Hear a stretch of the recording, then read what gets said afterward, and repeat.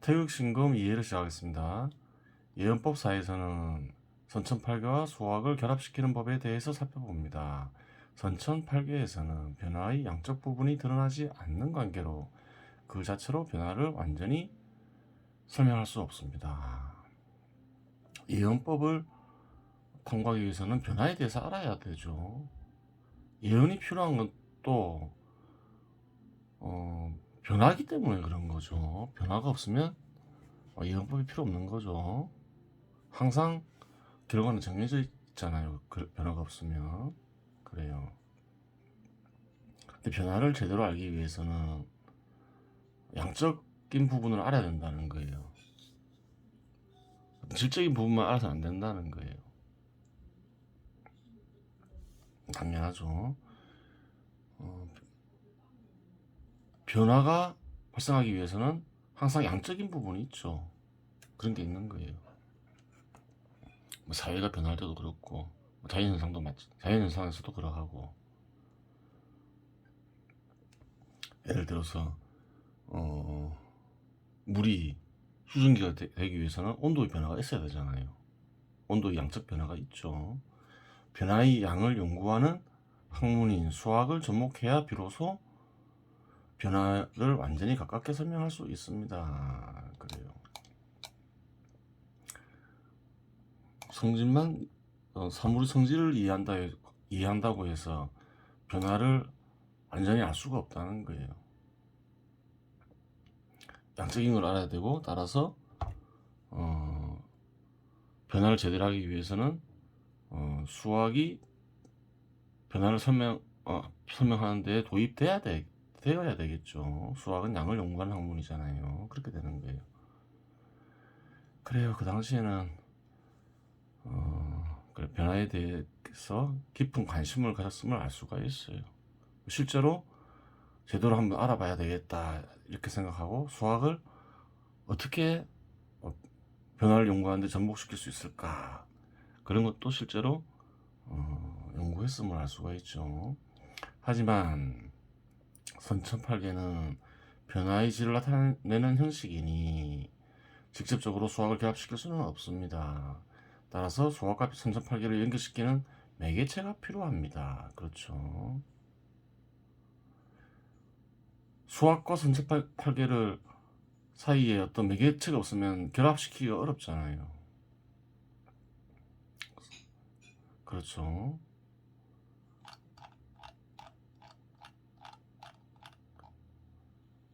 팔계죠.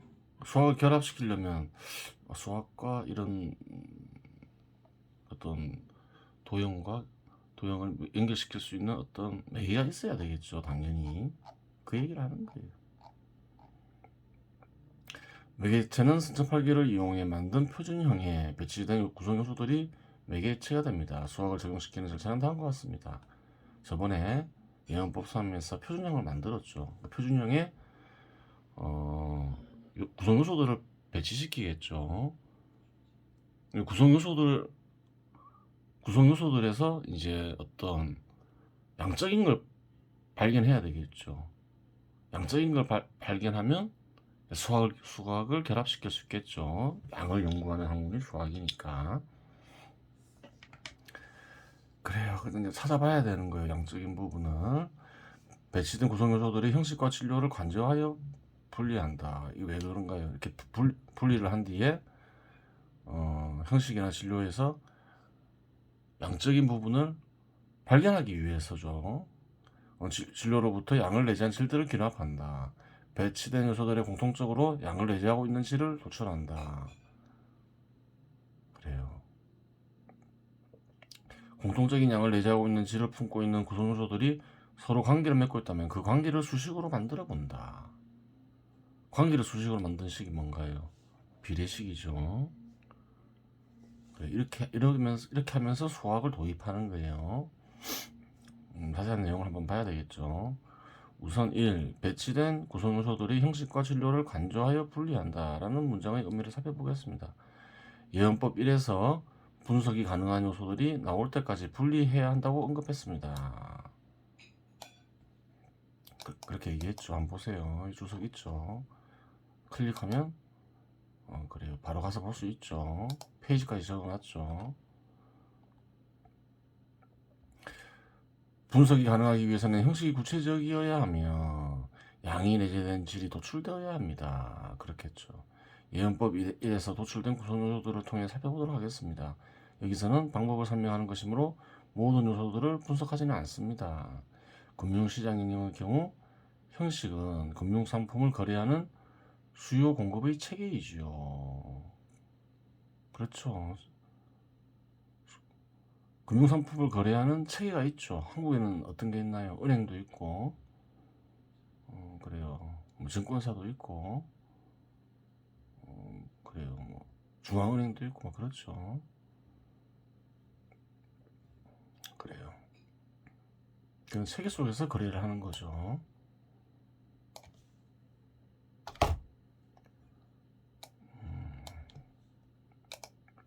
진료에는 거래되는 금융상품이 있고 거래에 참여하는 주체가 있습니다. 주체는 집단이나 인간이 있다 이 말이죠.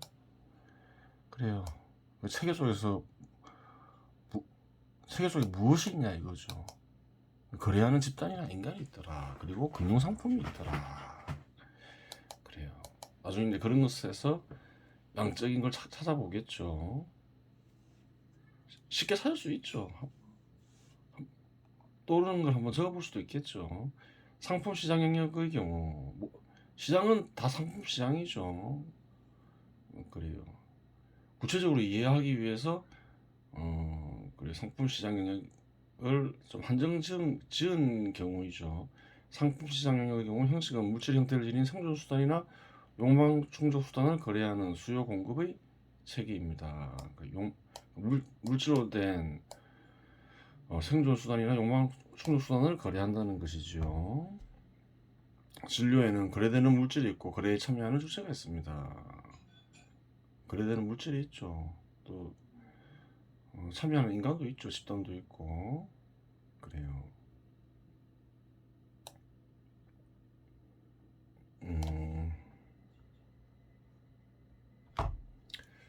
생존 수단이나 욕망 충족 수단이 무엇이냐 이제 이런 궁금증을 가질 수도 있겠죠. 그래요. 여기 주석이 있죠. 경제철학 부로 경제도면 상품 여기 가면 된다. 대충 보면 어떤가요? 인간들은 어떤 물질을 사용하나요? 크게 두 개로 나누면 그렇죠. 생존수단, 욕망 충족수단이 있다. 생존에 필요하고 욕망을 충족하는데 쓰이는 수단이겠죠. 그래요. 이렇게 분류할 수가 있다. 생존수단, 욕망 충족수단에는 뭐가 있느냐? 생존수단에는 뭐 집 같은 게 있겠죠. 생존수단이 되겠죠. 식량, 생존수단이 되겠죠. 립스틱 이런 건 뭔가요? 생존하고는 무관하죠. 담배 이런 것도 마찬가지겠죠. 욕망 충족 수단이라는 거예요. 생존하는데 반드시 필요한 것들이 아니죠. 또 이러한 상품들 어떻게 나눌 수 있을까요? 사치품과 필수품을 나눌 수 있죠. 사치품은 뭔가요? 고가의 물건을 가리키죠. 동일한 종류의 물건이라도 고가품이 있고 저가품이 있을 수 있죠. 일반인들이 널리 쓰는 저가품이라기보다는 일반인들이 구매하는 그래요 물품이 있잖아요. 보통 필수품이라 하죠. 사치품과 필수품 가격에 따라 나누는 거죠. 저번에 양의가 있으면 두 개의 양의가 있으면 결합할 수 있다 했죠. 결합할 수도 있겠죠. 욕망 충족 수단이면서 사치품, 욕망 충족 수단이면서 필수품. 그래요. 술도 싼 술이 있고 비싼 술이 있잖아요. 그렇게 생각하면 되죠. 생존 수단도 마찬가지겠죠. 사치품이 있고 필수품이 있을 수 있죠. 그렇게 되는 거예요.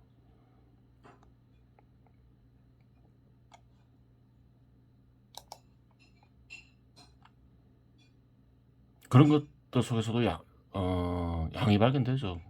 수량 요즘 상품은 다 화폐로 표시되잖아요. 양적인 게 발견이 되죠. 활동시장 영역의 경우 노동시장을 활동시장으로 바꾼다 했죠. 노동만 거래하는 게 아니죠. 형식은 활동을 거래하는 수요 공급의 체계입니다. 활동을 거래하는 수요 공급의 체계가 있죠. 요즘에는 명확하게 보이죠. 인터넷 사이트 이런 데서 보면 그 인터넷 사이트도 체계가 되잖아요. 인터넷상으로 이렇게 거래를 하잖아요. 정보를 얻고 진료에는 거래되는 활동 지출이 있고 거래 참여하는 주체가 있습니다. 집단이나 인간이 있겠죠. 활동에는 노동과 심동이 있다. 예전에 얘기했죠. 육체적 움직임에 가치를 두면 노동이고 그래요. 정신적 활동에 가치를 두는 것이 심동이다. 다 거래하죠. 자본시장 영역의 경우 형식은 이윤 창출이 가능한 인적 토대와 물적 토대를 갖춘 자본을 거래하는 수요 공급의 체계입니다. 자본도 거래 가능하죠. 그래요. 진료에는 거래되는 기업을 포함한 이익을 얻을 수 있는 수단이 있고 거래에 참여하는 주체가 있습니다. 마찬가지죠.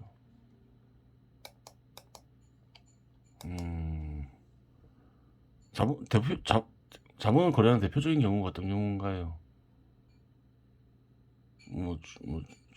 증권을 주식을 거래하는 것도 그래요. 자본을 거래하는 것이죠. 대표적인 사례죠.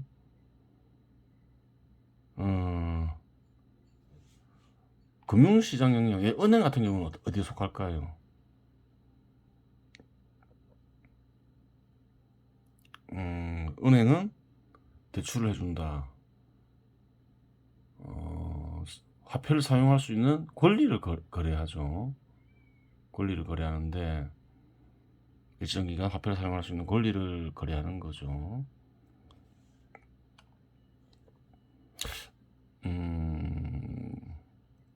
넓게 보면 금융시장 영역 역시 자본시장 영역에 포함될 수 있겠죠. 은행 같은 경우는 그렇게 될 수도 있어요. 금융시장 영역은 따로 분리해놨죠. 좀 구체적으로 인식하기 위해서. 경제 영역의 물적 토대와 인적 토대를 살펴보겠습니다. 시장 영역을 살펴봤고 또 경제 영역을 또 살펴볼 수 있겠죠.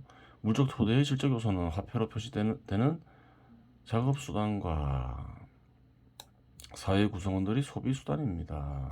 그렇죠. 소비수단 들어가죠. 소비수단도 물적 토대를 이루죠. 경제 영역의. 소비수단에는 뭐가 있나요? 생존수단과 욕망충족수단이 있겠죠. 작업수단을 더 세분화할 경우 화폐로 표시되는 고정사상과 화폐로 표시되는 유동자산으로 나눌 수 있습니다. 보통 일반적으로 그렇게 나누죠. 고정사상과 유동자산으로 약간 좀 경제적인 어떤 지식이 필요한데 나중에 한번 설명하겠지만 어려운 건 아니에요. 그리고 소비수단은 생존수단과 욕망충족수단을 나눌 수 있고 필수품과 사치품으로도 나눌 수 있습니다. 아까 설명을 했죠. 이런 것들에서도 나중에 양적인 걸 찾아보겠죠. 찾는 게 어렵지 않죠. 그래요. 딱 이렇게 구체적인 내용을 언급하지 않으면, 사례를 언급하지 않으면 말들을 보면 어려울 수가 있는데 사례를 보면 쉽게 이해할 수가 있는 거예요. 그렇게 어려운 내용이 아닌 거예요. 화폐로 표시되는 고정자산은 고정자산과 유동자산에 대해서 간단하게 설명을 하죠. 이해의 편의를 위해서 상품을 생산하는 데 필요한 작업수단의 일부분으로 장기적으로 생산 과정에 투입되는 작업수단을 일반적으로 고정자산으로 규정합니다. 그렇죠. 장기적으로 사용하는 그래요. 작업수단 그거를 고정자산이라 하죠. 보통 어떤 기준으로 나누나요? 1년을 기준으로 나누죠. 1년 이내에 그래요. 판매가 가능하면 보통 판매를 해서 현금을 얻을 수 있으면 유동자산으로 분류되고 1년 이상이면 고정자산으로 분류되죠. 고정자산의 진료에는 건물, 토지, 작업 도구가 됩니다. 근데 작업 도구에는 어떤 게 있나요? 오래 사용할 수 있는 게 있는가 하면 오래 사용하지 못하는 게 있잖아요. 보통 오래 사용하지 않는 것은 소모품으로 분류되죠. 공장의 기계와 컴퓨터와 같이 장기적으로 사용되는 작업 도구가 되며, 볼펜이나 종이처럼 단기적으로 사용되는 작업 도구는 고정이라는 단어가 어울리지 않으니 원료와 함께 분리하여 고쳐할 수도 있습니다. 그래요. 작업 도구로 해서 다 고정자산이 아니라는 거예요. 볼펜이나 종이는 작업 도구이지만, 그래요. 장기적으로 사용 못하죠. 그래서 보통 유동자산에 포함시키죠. 그래요. 유동자산은 장기적으로 생산 과정에 투입되지 않는, 즉 단기적으로 생산 과정에 투입되는 나머지 자산을 가리키는 것으로 원료, 재고, 현금, 유가, 증권이 됩니다. 그렇죠.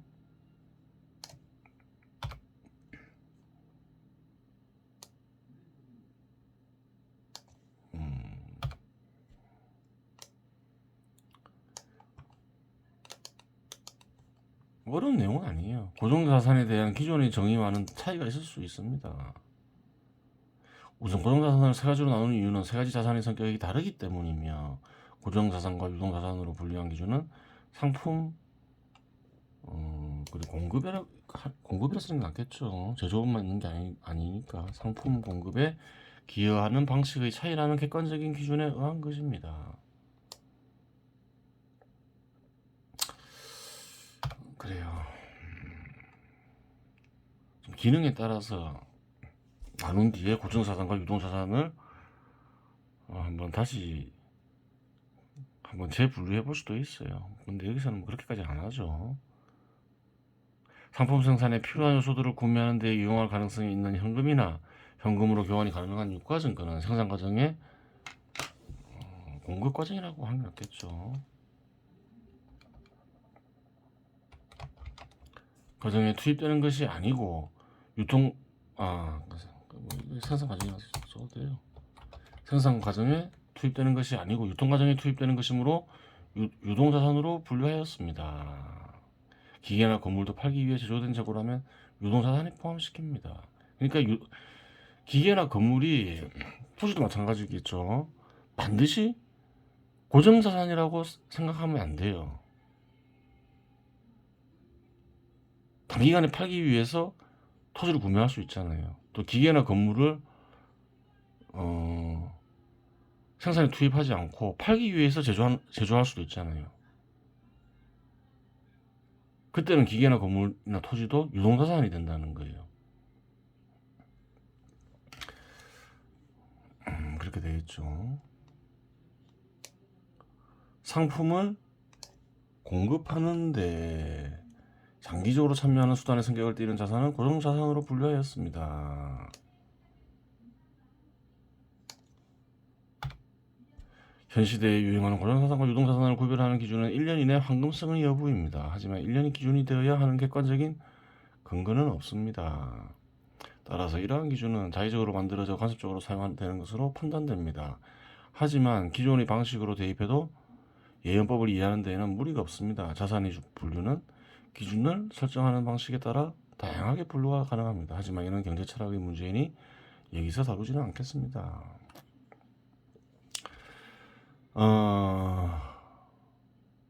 현 시대에서 이렇게 자산을 나누는 기준은 그래요. 별로 좋은 방법이 아니에요. 그냥 관습적으로 사용하고 있으니까 이렇게 분류하긴 한다마는 왜 그런가요? 아까도 얘기했죠. 토지는 대부분의 기업에서 고정자산으로 인식이 되죠. 또 고정자산으로 사용할 수도 있어요. 1년 이상 사용하니까 대체로. 근데 어떤 이는 단기적으로 판매하기 위해서 구매를 해요. 그 사람에게 토지는 고정자산이 아니죠. 건물도 마찬가지죠. 예를 들어서 건설사가 있어요. 건물을 팔기 위해서 지었어요. 그 건설사에게 그 건물은 뭔가요? 고정자산이 아니라는 거예요. 기계를 사용하기 위해서 만든 게 아니라 판매하기 위해서 만들어요. 공장에 판매하기 위해서 만들어요. 그럼 그 기계는 뭔가요? 아무리 장기적으로 사용하는 기계라 하더라도 유동자산인 거죠. 그래요.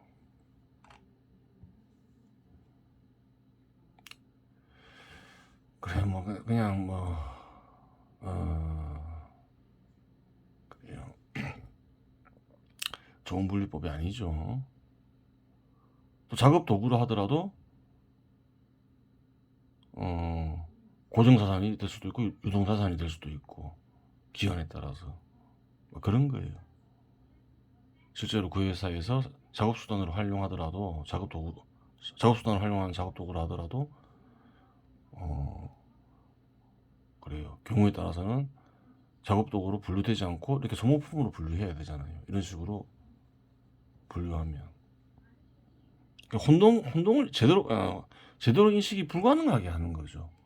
불가능하게 하죠. 어느 정도 이해는 가능하게 하는데 이 분류법은 제대로 된 인식을 불가능하게 해요.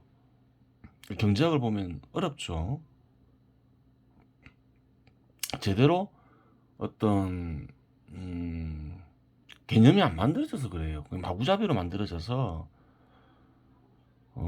공부를 해도 성과가 별로 없을 거예요. 인적 토대의 질적 요소는 기업 소유자와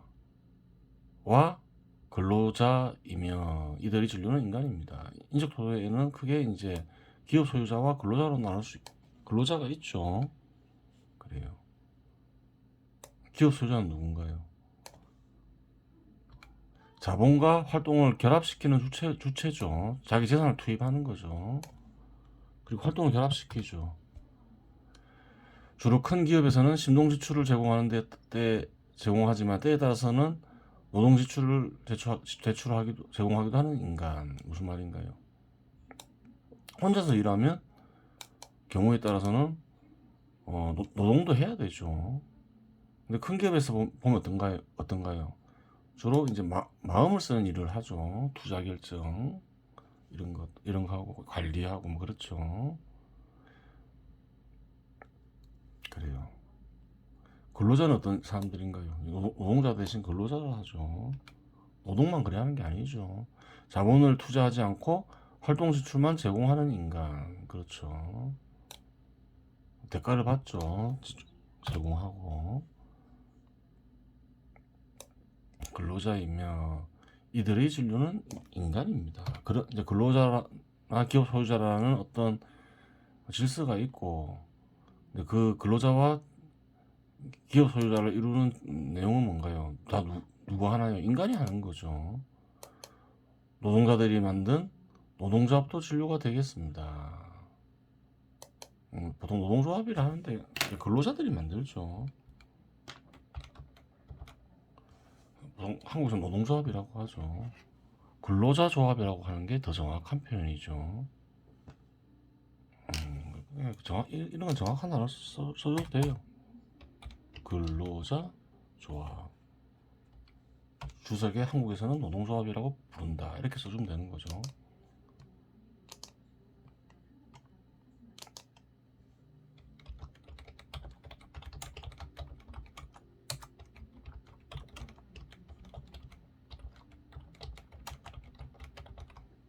그래요. 외부에서 유입되는 중앙은행을 살펴보겠습니다. 금융자본 체계 안에 이제 중앙은행이 있지만 또 중앙은행은 또 별도로 분석할 수도 있죠. 일종의 정부기관이죠. 중앙은행의 형식은 정책이 되고 그래요. 진료는 중앙은행의 물적 토대 및 중앙은행 직원들이 됩니다. 그래요. 중앙은행에도 물적 토대가 있죠. 뭐 빌딩, 토지 뭐 이런 것들이 있는 거죠. 그러면 이제 예언법사를 구성하는 방법을 살펴보도록 하겠습니다. 그래요. 네, 여기서 이제까지 언급한 것들에서 양적인 부분을 발견하겠죠. 이번 시간 여기서 마치겠습니다.